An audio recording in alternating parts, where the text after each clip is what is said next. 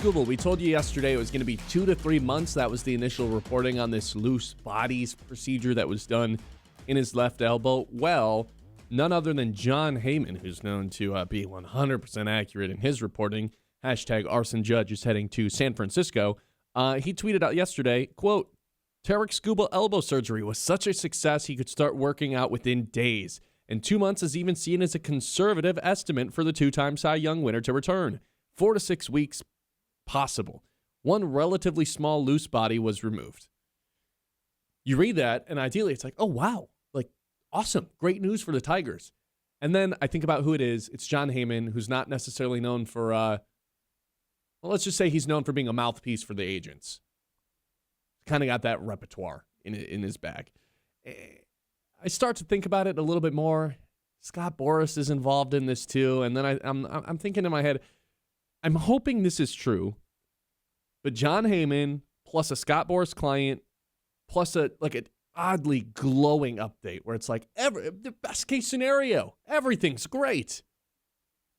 I guess I'll just believe it when I hear it from the Tigers that he could be back that soon. Until he starts rehabbing, I don't know if I'm going to believe this report. I don't, to be honest. Yeah, Most Mark Ryan update ever. Everything's great. I said this to you pre-show, but this feels like something Donald Trump would say.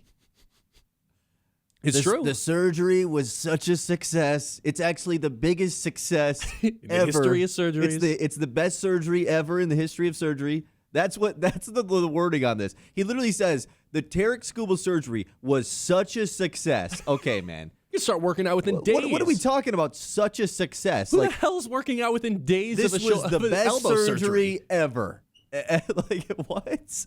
Why do that? Like, it feels like you said. This absolutely feels just like a look how awesome. Like Tarik Skubal is not hurt at all. He is still deserving of a $500 million contract, yes. No doubt about it. Yes. There's no way he's going to have any chance of being injured. He's going to be back so soon, actually. He actually should be paid more than we thought he was going to because of how he's recovering from this surgery. Yeah, and then soon enough it'll be like the Tigers just want to make sure he's 100% good. Yeah, they're gonna play this out. They don't feel a rush to get him back.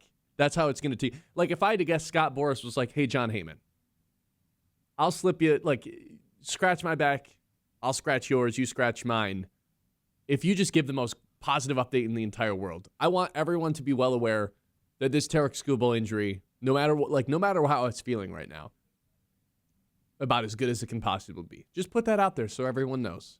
Because if I'm Scott Boras, I have every reason to want that to go out. You get your client, some insurance that, no, don't worry. Everything's totally going to be fine.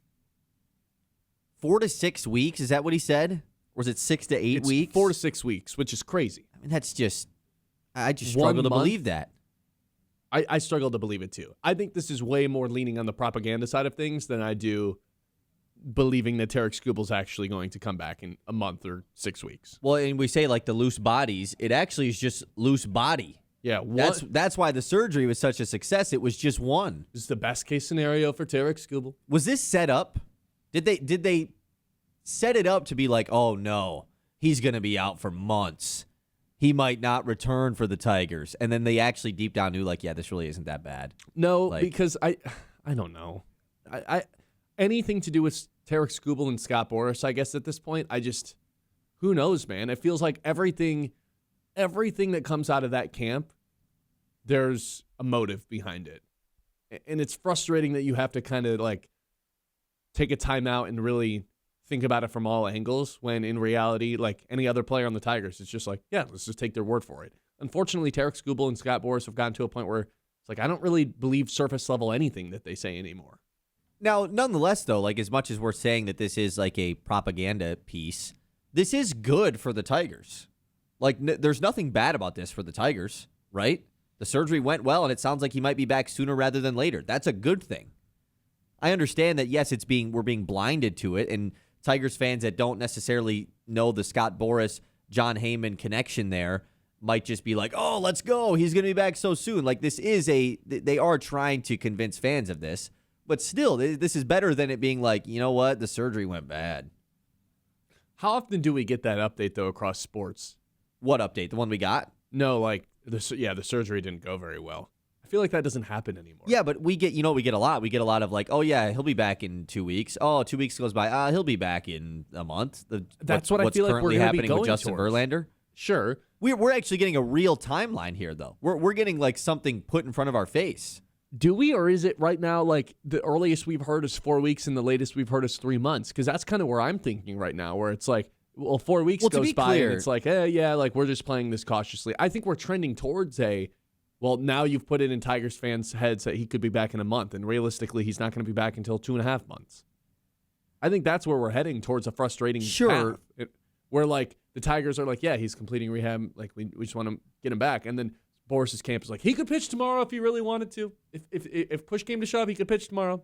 The Tigers are the ones that are holding him back. The 2 to 3 month thing though was never like officially reported. The only reason that number was thrown out was because it was like guys in previous years that have had this similar procedure done usually run a 2 to 3 month timeline. That was reported by Jeff Passan. He never said like Skubal's going to be out 2 to 3 months. So they never knew actually how long he was going to be out. That's the only reason why I think you could believe this report. But of course, believing anything that Tarik Skubal's camp puts out, which this isn't them putting this out, but certainly there's some ties there. I mean, it's leaking to, like, it all connects back to them. Yeah, how did John Heyman get this information? He's the only guy that has it. Jeff Passan didn't have this info. That's what I'm really hell-bent on. Why do none of the local guys like Cody Stavenhagen or Evan Petzold have this information?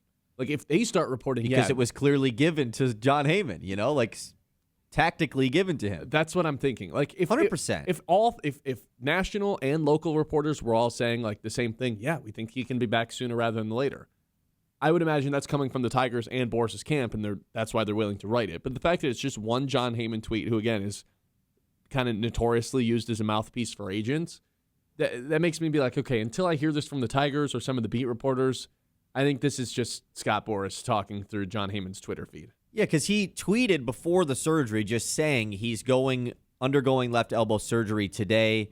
The belief is that Tarik Skubal could be back in about 2 months. That was his tweet prior to the surgery, and then, hours after he tweeted out, or it was actually the next day, tweeted out that Skubal is, the best surgery getter ever. He's actually the best at getting surgery ever. Yes. His elbow is the most operatable elbow that's ever existed. Yeah, man. I would love to believe it. I would love to just be a half-glass full person. It's all about the contract. 100% this is all about the contract. Because as much as I still think, Skubal's injury wasn't season-ending and shouldn't affect his contract that much, him having this injury certainly does affect the deal. It affects his upcoming contract he's going to get 100%. It makes teams a little bit more skeptical because it allows them to look at his career and be like, oh, shoot, he really has only had this 2.5-year stretch of being healthy. Like, he has been injured for more than half of his career. Yeah. And now this is added into it. Like, oh, man, do we really want to give that guy a 10-year contract? So that's the reason why this is being pushed out. No, he's not hurt. What? He's not hurt. He could be back in 4 weeks. He He's pitch not tomorrow hurt. if you really needed him to. He's still the Cy Young, too. It's really just about getting those stitches out at this point. Yeah. Yeah, I don't believe this at all. This is all on the Tigers. They're the ones that want to keep him out. Yeah, anything to villainize Chris Ilitch. That has been the Tarik Skubal camp's objective for as long as I can remember. We're going to do everything in our power to make Chris Ilitch and the Tigers look like the villains. And the Tigers have countered that by being like, okay, we're just going to spend. Now you can't do that. Because now we're actually, people are on our side for the first time ever. No one's people are still going to be anti-billionaire, anti-Chris Ilitch always, but you can't be the cheap owner thing right now. They're spending money on the stadium, although it's still impossible to get food and it's super crowded concourse. I don't like that about Comerica Park. But the video board is... Gotta get that in. The video...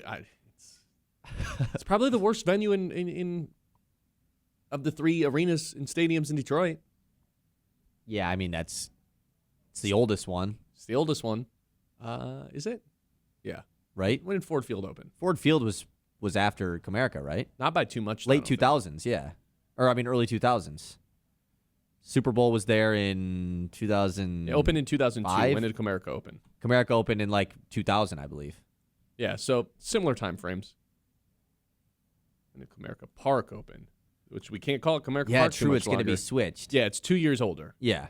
I have no problems with Ford Field, though. It doesn't look all that cool from the outside when they do the aerial shots for, Sunday Night Football. Yeah, it's just Ford Field. Yeah. Yeah, but it's a dome. I mean, it's going to, and you can't really see inside of it. So most of the domes nowadays are like these weird half domes where you can still see inside of it even though it's covered. Like SoFi, but like I think of like Minnesota Stadium. Yeah, I was saying like Minnesota's. It's beautiful. Minnesota's it's is gorgeous.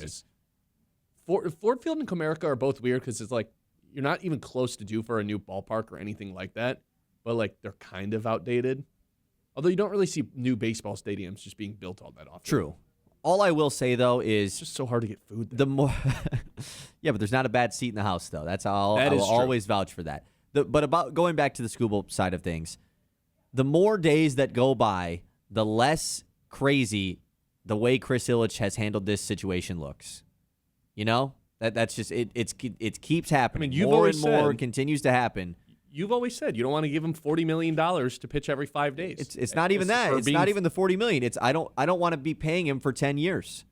A guy that's been healthy less than half of his career. I don't really want to be paying that guy $40 to $50 million a year for 10 years. when he's 39 years The old. 6-year contract that the Tigers reportedly offered him or whatever. Like I once again, I just don't think it's that crazy. And the more stuff that continues to come out, it's like, man, was somebody actually in the right here? I don't know. The real question is there still going to be this headache nonsense situation after he gets the contracts? Probably not. But the last year, I mean, What do you mean? Headache with who? Skubal.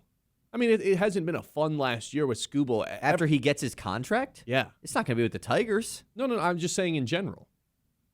Like, let's just face it. Everything off the field, it's like, it never stops. There's always something going on with this. But it's all about the new deal. Like that's what I'm saying. Yeah, no, I mean, what you're saying. So you're saying with whatever team he signs with, is there still going to be stuff? Yeah, no, I don't think so. I don't think so either. But shout out to when he went to all the Pistons and Yeah, Michigan where's he at? State. He's injured. Come to the Pistons game, man. Yeah. It'll Oh, I be his love second game of the Detroit. year. Yeah, the I Love Detroit bit was so good. All right, 989-837-6125. We'll take a trip around the league when we come back. This is the Ben Bosscher Show.